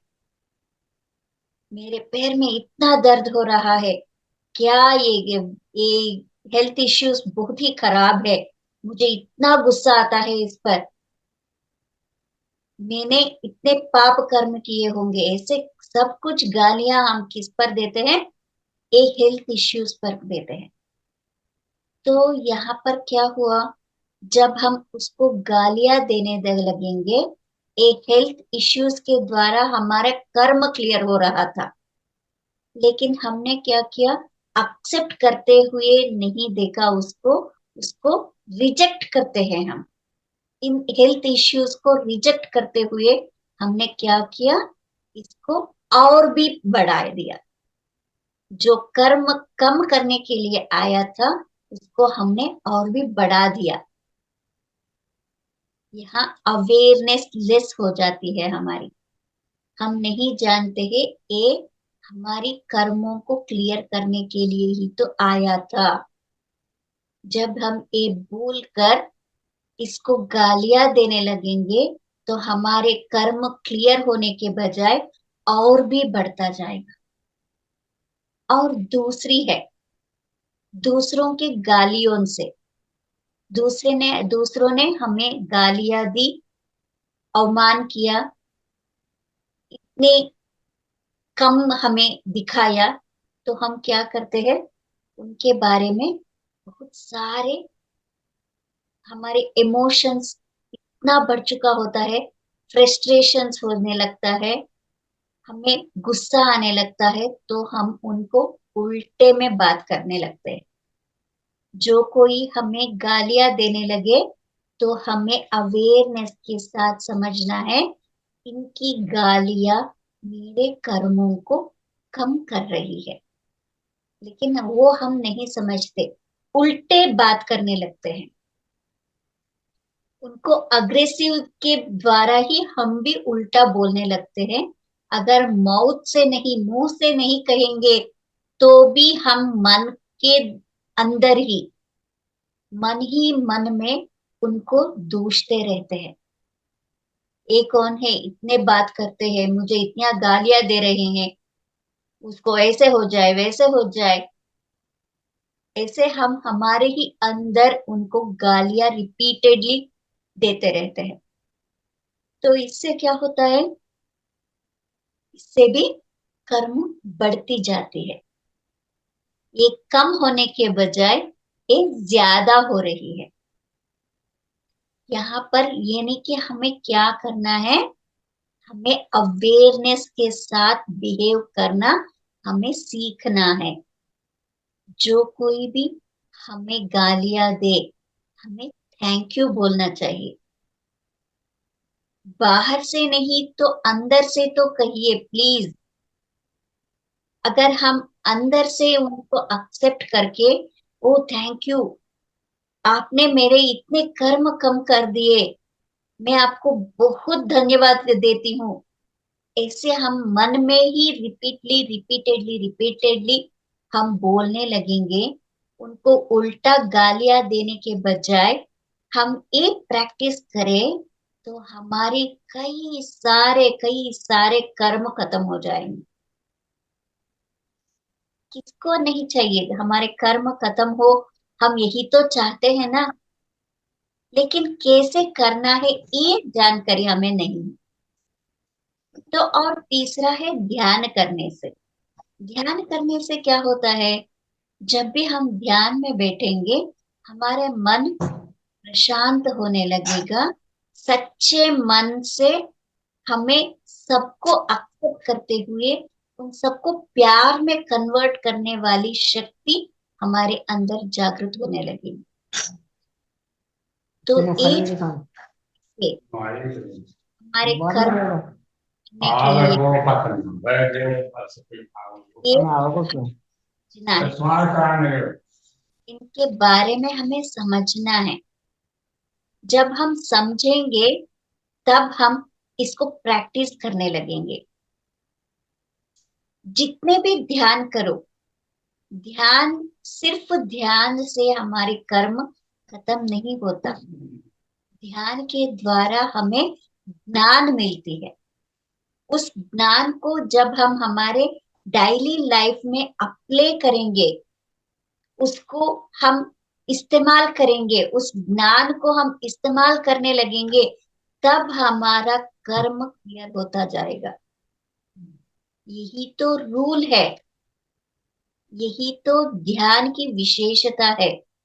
ध्यान से मन जब प्रशांत हो जाता है, कंप्लीटली स्टिलनेस आ जाती है, तब हमारे अंदर ज्ञान जागृति हो जाती है। ज्ञान यानी भगवत गीता को पढ़ो, कुछ और बुक्स पढ़ो, कुरान पढ़ो, उसमें जो कई सारे बुक्स है उन सबको पढ़ो, ये ज्ञान नहीं है।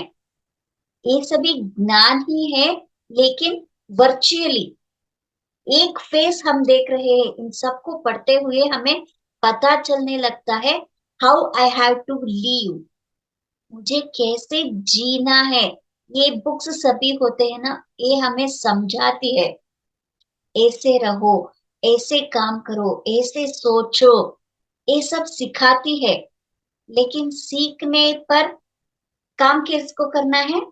हमें ही करना है। ये सभी ज्ञान को हमारी जिंदगियों में अप्लाई करते हुए हमारे जिंदगियों को और भी ज्यादा शक्तिशाली हमें खुद को बनाना है। तो इसी से हमारी प्राणमय शरीर फिल्टरेशन होने लगती है। जब ये फिल्टरेशन होने लगती है तो इसकी जो लाइट है, हमारे शरीर जो हम देखते हैं वैसे ही हमारे प्राणमय शरीर सूक्ष्म रूप से दिखता रहता है हमेशा। कुछ साधना के द्वारा हम इसको देख भी सकते हैं। हमारे सराउंडिंग्स जो हमारे प्राणमय शरीर है वो लाइट ब्लू कलर का बना हुआ रहता है। जब सीधे उसको महसूस करने की कोशिश करें तो हमें ये दिखाई भी पड़ती है और हमें पता चलने लगता है यहाँ कितनी फिल्ट्रेशन हुआ है और मुझे और कितना फिल्ट्रेशन करना है। तो ध्यान के द्वारा हमारे अंदर जागृत हो रही ज्ञान को हमें समझना है, एक्सेप्ट करना है और इसको इस्तेमाल करके हमारे जिंदगियों को और भी अच्छी तरह से हमें बनाना है। तो इससे क्या होता है? फिल्ट्रेशन तो हो गया, लेकिन और भी कुछ बातें रहती है प्राणमय शरीर में। जो यहाँ जब धरती पर जन्म लेते हैं तब से सारी यादें जो इस प्राणमय शरीर में रिकॉर्डेड है, उसमें कई सारे यादें भी रहती, जैसे कि हम बहुत ज्यादा साधना की हुई हो तो उसका ज्ञान भी हमारे ही अंदर छुपी रहती है। मैंने एक साइंटिस्ट बन इन्वेंशन किया हो, ज्ञान हमारे रहती है। तो हमें क्या करना है? ध्यान के द्वारा हमारे कर्मों को जब हम फिल्ट्रेशन करते हैं, इन सभी यादों को हम नोट करने लगते हैं। तो मैंने ऐसे काम किया था, ऐसे इन्वेंशन किए थे, ऐसा मैंने साधना की थी। तो इन सभी यादों को रिपीटेडली हमें कनेक्ट होना है। जो काम अधूरे छोड़कर हम यहाँ पर आए हुए हैं, फिर से उन कामों को हम कनेक्ट कर सकते हैं और उस साधना को और भी बढ़ा सकते हैं हम। तो यही काम हमारे प्राणमय शरीर में हमें करना होगा। जो भी पुरानी यादें हैं, वेरी इंपॉर्टेंट यादें जो है, उसको रिकनेक्ट हमें करना है। उसको रिकनेक्ट करने के द्वारा हमारे अंदर बहुत सारी शक्तियों को हम जागृत कर सकते हैं और उसको बढ़ा भी सकते हैं और उसको आगे भी ले जा सकते हैं। तो इतनी सारी काम यहाँ पर चलते रहते हैं। हम मानते हैं सिर्फ हम एक शरीर है, मैं एक शक्ति हूँ, इतना समझने से पूरी नहीं हो जाती है। हमें हर एक ज्ञान को उसको बाइफरकेशन करते हुए इसके अंदर और कुछ क्या है, क्या है, क्या है, इस ज्ञान में क्या है, इस ज्ञान को मैं कैसे अप्लाई कर सकता हूँ, इसके पीछे हमें जाना है। वो निकालते निकालते निकालते हमें बहुत ज्ञान मिलने लगता है। यही तो हमें करना है और इसी को कहते हैं spirituality is the science. It's not only a ritual, it's the science means it's an invention. Spirituality is not only the ritual, ये एक विज्ञान है। हमेशा नए नए चीजों को, नए नए विचारों को जागृत करने वाला, खोजने वाला एक विज्ञान है स्पिरिचुअलिटी। तो यही बात हमारे समझ में आने लगती है जब हम हमारे एक प्राणमय शरीर को प्यूरिफिकेशन करने के लिए हम जुड़ जाते हैं। राम राम राम राम। हमें जानने लगते हैं।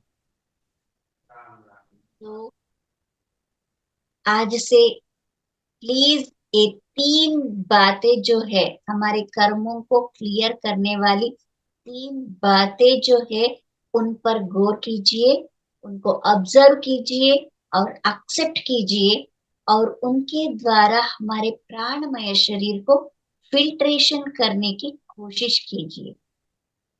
इसी से तो हम आगे बढ़ सकते हैं, नहीं तो यहीं पर रुक जाएंगे। हमें रुकना नहीं है, आगे चलना है। स्पिरिचुअलिटी को और भी ज्यादा समझना है। तो इसीलिए हमें प्राणमय शरीर को फिल्ट्रेशन करते हुए इसके जो विचार है उनको समझना है। तो क्या मैं समझ सकती हूँ ये सभी बातें आपको समझ में आई?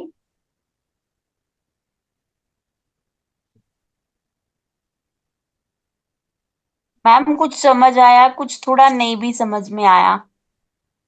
जो समझ में नहीं आया उसको प्लीज रिपीट कर सकती हूँ? क्या समझ में नहीं आया?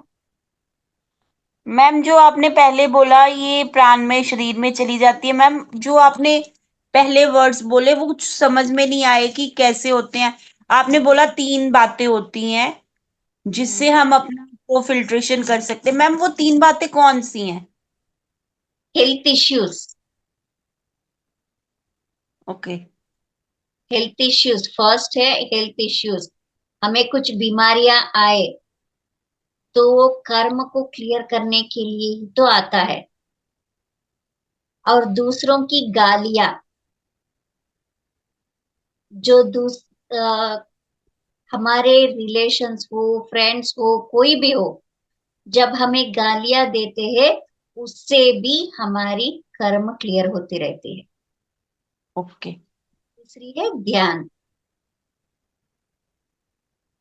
समझे मैम? हाँ जी मैम। समझ में आया? Yes yes ma'am. Ma'am meditation से भी हमारे कर्म कटते हैं। हाँ बिल्कुल, लेकिन सिर्फ ध्यान से नहीं। मेडिटेशन, ओनली द मेडिटेशन नहीं, ध्यान के द्वारा हमारे अंदर ज्ञान जागृत होती है, नॉलेज। ओके। वो नॉलेज को जब हम यूज करते हैं ना, तब हमारे कर्म क्लियर होने लगता है। जैसे भगवत गीता में कहा है श्री कृष्ण ने, ज्ञानाग्नि दग्ध कर्माणाम, यानी ज्ञान के अग्नि से हमारे कर्म दग्ध हो जाती है।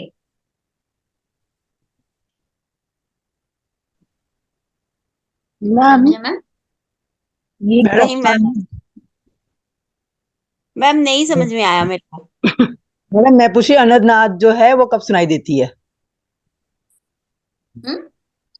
अनहद नाद कब सुनाई देती है? नाद सुनाई तो नहीं देती है।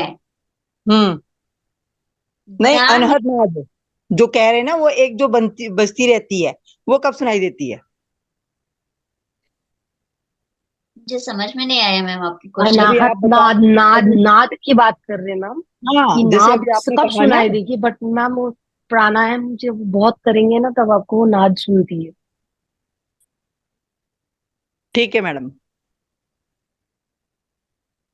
मैम मेरा एक प्रश्न था, कॉस्मिक एनर्जी, ये ब्रह्मांडीय ऊर्जा तो हर जगह हर वक्त है ना अपने पास, तो अपन मेडिटेशन करते हैं तो ही क्यों अपन को ये ब्रह्मांडीय ऊर्जा मिलेगी? रोज भी तो मिलती होगी ना, अपन ब्रह्मांड के इसमें ही रहते हैं, तो वो एनर्जी मतलब कि क्या डिफरेंस है? मैं तो हर वक्त ही उस ब्रह्मांड के एनर्जी में ही रह रही हूँ, फिर ये फर्क क्या है? और या कोई मेरे को एनर्जी दे सकता है, मेरे को मेरा बॉडी को हील कर सकता है, ये कैसा पॉसिबल है ये सब कुछ? ओके, आपको समझाती हूँ मैं।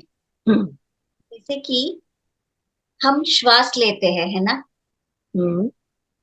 उस श्वास के द्वारा एक कॉस्मिक एनर्जी जो है वो हम लेते रहते हैं, हमेशा लेते रहते हैं।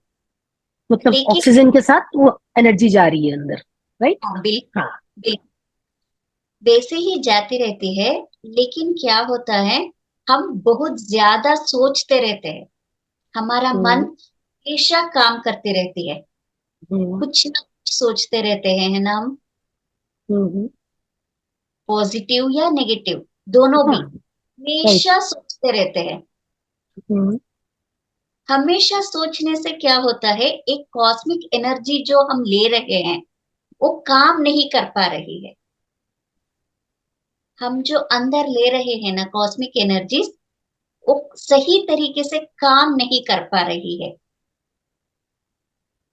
समझ आ रही है? जब काम क्यों नहीं कर रही है? एक एनर्जी को मैं जब अंदर, मेरी जो कोई एनर्जी अगर अंदर चली गई तो वो यूज होके वेस्ट हो सकती है, बट काम क्यों नहीं करेगी अंदर जाके?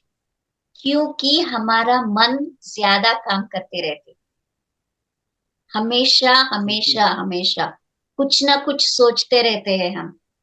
हाँ, बट हम मेडिटेशन कर रहे तो हम कह रहे कि ब्रह्मांडीय ऊर्जा मेरे साथ से अंदर जा रही है, तो हम तो ब्रह्मांडीय ऊर्जा के टाइम से तो चारों तरफ घूम रहे, तो वो ऊर्जा तो हर वक्त मेरे सर पे गिर रही है, तो फिर वो अंदर क्यों नहीं जाएगी और श्वासों से सिर्फ क्यों जाएगी? एक मिनट मैम, एक मिनट आप मौन हो जाइए। एक मिनट, एक मिनट के लिए बाहर से ही नहीं अंदर से भी मौन हो जाइए, कुछ मत सोचिए, बिल्कुल ब्लैंक हो जाइए। हो रही है आपसे? यस मैम, समटाइम होता है, समटाइम वो थॉट्स आते हैं। यस, समटाइम्स वो थॉट्स आ रही है ना, आप वो जो थॉट्स आ रही है वो हमारे कॉस्मिक एनर्जीज के काम को बंद कर रही है, रुकावट बन रही है। वो सोच, हमारे जो थॉट्स होते हैं वो रुकावट बन रही है, कॉस्मिक एनर्जी को अपने काम करने को नहीं दे रही है। ओके। तो क्या होना है, ये मामूली सी बात है। हाँ, बट मैम जब सोचो कि कोई बोलता है कि हम तुमको हील कर देंगे, तो मेरा तो थॉट चल ही रहा है, जो बात आप बोल रहे हैं कि मेरा थॉट प्रोसेस तो चल ही रहा है। मैम एक मिनट सुनिए, पहले सुनिए, बाद में बात कीजिए। आप इतना छिटपटा आपके मन को कर रही है, एकदम से समझवाने आ जानी चाहिए, ऐसे बोलने से कुछ नहीं होगा।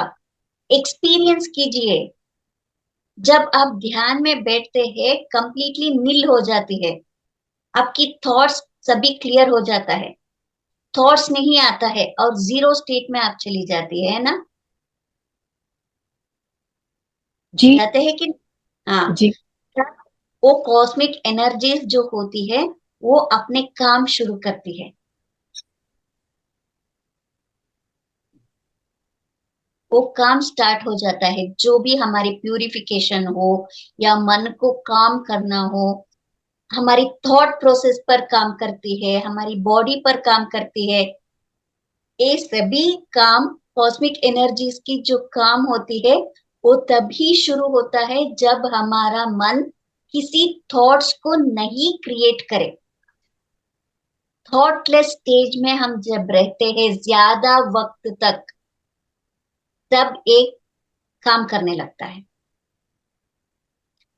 भले ही आपको एक्सपीरियंस हो रही हो, वो सभी एनर्जीज को आप फील कर रही हो, लेकिन माइंड काम होने तक एक कोई काम नहीं कर सकता है।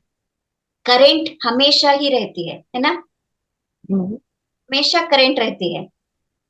आप स्विच लगाएंगे तभी लाइट ऑन होगा। स्विच ऑन नहीं करेंगे तो लाइट कैसे ऑन होगा? वैसे ही हमारे मन जब निशब्द हो, थॉटलेस हो, तब वो काम करना शुरू करता है। इसीलिए तो ध्यान जरूरी है। समझ में आया मैम? समझा, बट मैम अभी जो कुछ हीलर्स होते हैं वो कहते हैं कि हम आपको, जब मेरी तबीयत खराब है समझो, तो वो कहते हैं कि मैं आपको हील कर दूंगा, बट मेरा माइंड तो स्टेबल नहीं है, शांत है नहीं, तो उनकी हीलिंग मेरे माइंड में कैसे काम करती है फिर? बिल्कुल, थोड़ी वक्त के लिए करती हैं, बस कंप्लीटली नहीं कर सकती है। लाइक वो मेरे को कैसे ठीक कर सकते हैं? क्योंकि जब मेरा मेंटल स्टेट जीरो में आएगा तो मेरा बॉडी काम करेगा, और वो मैं खुद से भी मेडिटेशन करूंगी तो भी मैं कर सकती हूँ, बट हीलर मेरे को कैसे ठीक कर सकता है? ये करना भी बहुत गलत बात है मैम।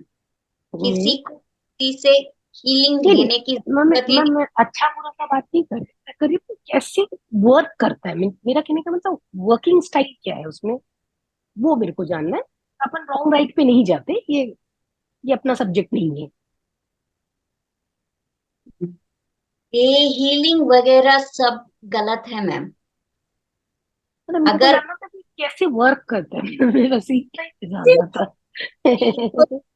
और भी साधना, आपको पहले ये समझना है मेरी एनर्जीज पहले मेरी हीलिंग कैसे कर रही है।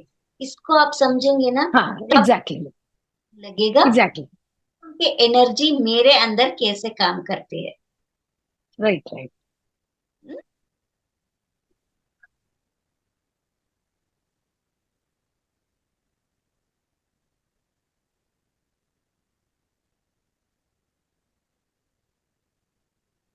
Okay ma'am, thank you.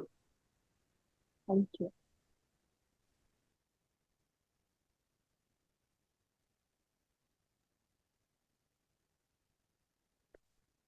Yes master, किसी और का कोई क्वेश्चन?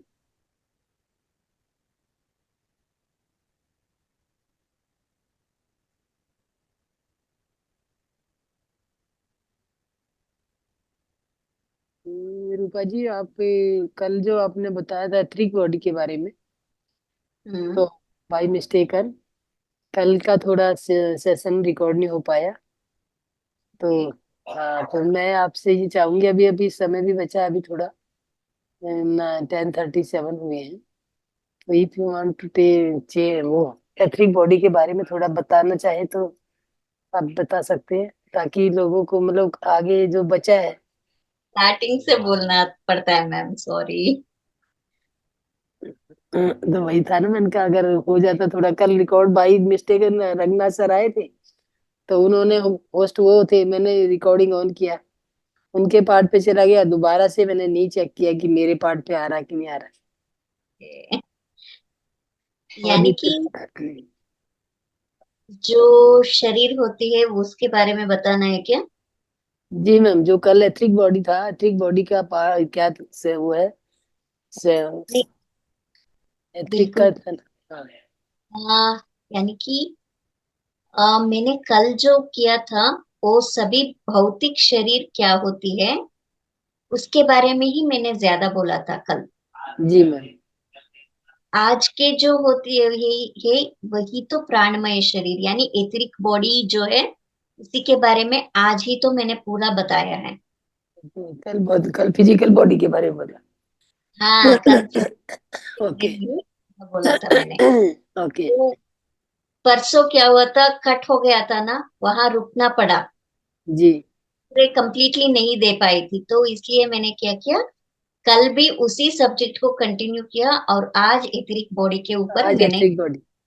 यस ओके चलो ठीक है, ओके ना देन। कोई मास्टर कोई अगर किसी को कोई क्वेश्चन पूछना है तो मैम से बात कर पूछ सकते हैं, अदरवाइज फिर हम अपनी यहीं पे क्विट करना चाहेंगे। किसी का कोई सवाल है?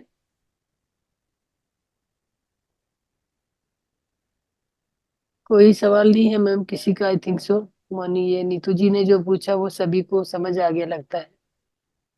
तो आज हम अपनी वाणी को यही विराम देना चाहेंगे मास्टर। सभी को धन्यवाद।